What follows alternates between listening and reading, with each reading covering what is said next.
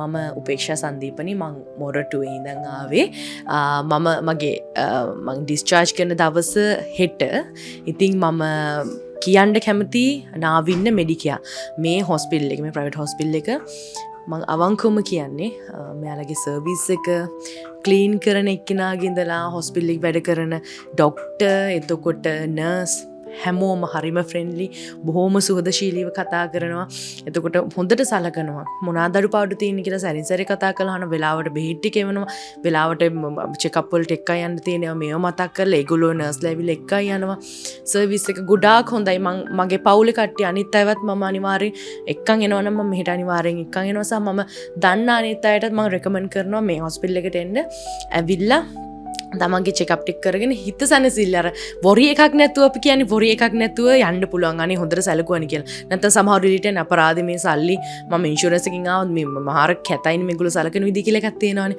නමුත් මෙහෙ එහෙම නැහැ. තමන් ගෙවන ගානට හොඳට ෆැසිලිටිස් එක්ක හොඳට සලකනවා මනුස්සකම කියන එක ඉස්සරහට දානවා. ඒක තමයි අනිවාර්යෙන් හොස්පිටල් එකක වෙන්න ඕනේ. මනුස්සකම කියන එක තියෙන්න ඕනේ. ඒක තියෙනවා. මේ thank you very much මම මුළු හදවතින්ම ස්තුතිවන්ත වෙනවා හැමෝටම හොඳට සලකන ඔයාලා ස්තුතියි